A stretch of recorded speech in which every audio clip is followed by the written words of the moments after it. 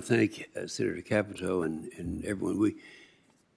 Some are not aware that we have competing committees, and it's difficult to be two places at once. So, but I want to thank you for the time that we have spent together, and we've talked about these things. And while there's some basic differences in our philosophies and in the various areas in the jurisdiction of this committee, you're a great one to listen to and be a part of and we communicate with, and I look forward to continuing that.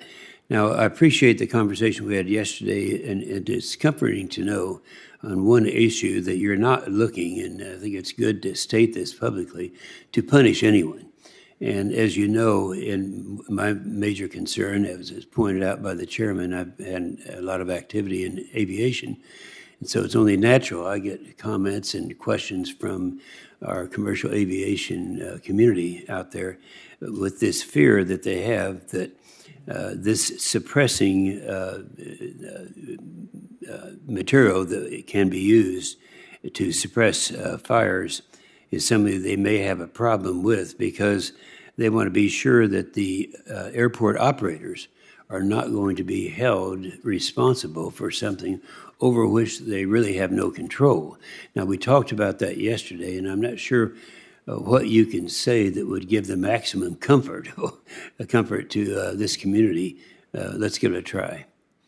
Yeah, no, I mean, Senator, well, first of all, it's lovely to see you again. But, you know, what I would say is you pointed out an issue that really requires very strong interagency coordination. You know, if FAA or DOD are requiring that airport operators are utilizing this firefighting foam and it then causes PFAS contamination that that they may be responsible for, you know, if their PFAS are designated as a hazardous substance under CERCLA, it's really our responsibility as federal agencies to work together to kind of iron out those things.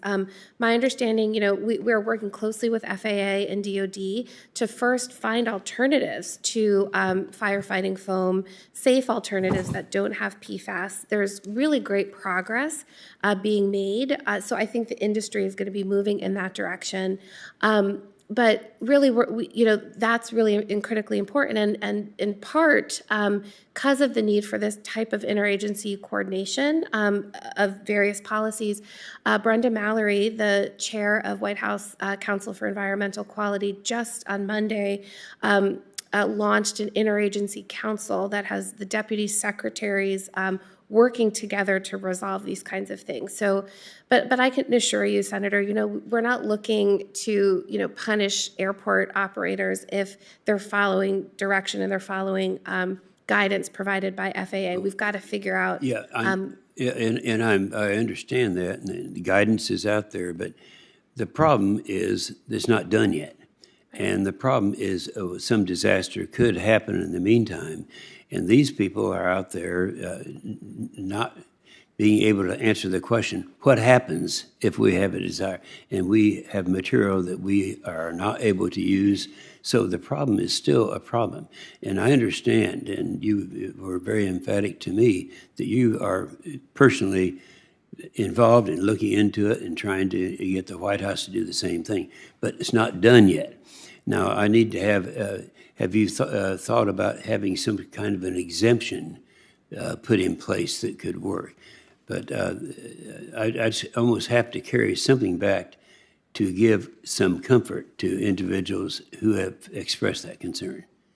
So we are very early in the rule development process for the CERCLA hazardous designation, and we anticipate proposing that rule in the spring of 2022, so in about 6 months or so.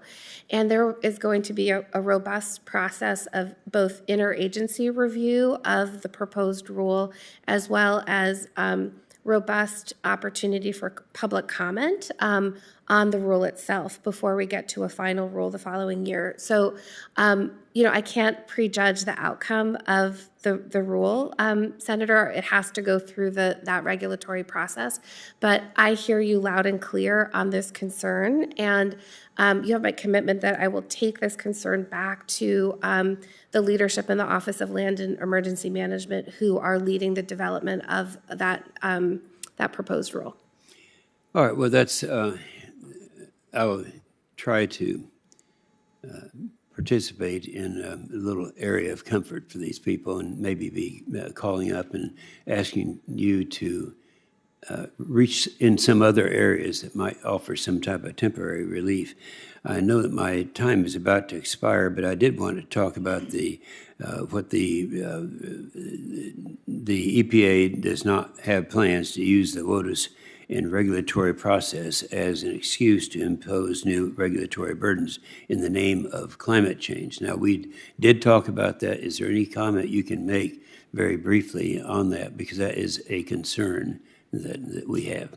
Yeah, I would ask you to be brief in your response, and then you can respond more fully for the record, but go right ahead. Absolutely. I'm happy to respond more fully for the record, but the answer is no. We are not using the WOTUS rule in that way. Thank you very much. That was pretty brief. That's brief, yeah. Not every witness is that brief. Very, very brief, though, Mr. Chairman. That is, because I think I know what our answer is, that can you confirm that these important agricultural exemptions can be maintained? I'm happy to give an in-depth answer in the questions for the record on that as well. I'll live with that. All right, good, thanks. Thanks so much for joining us.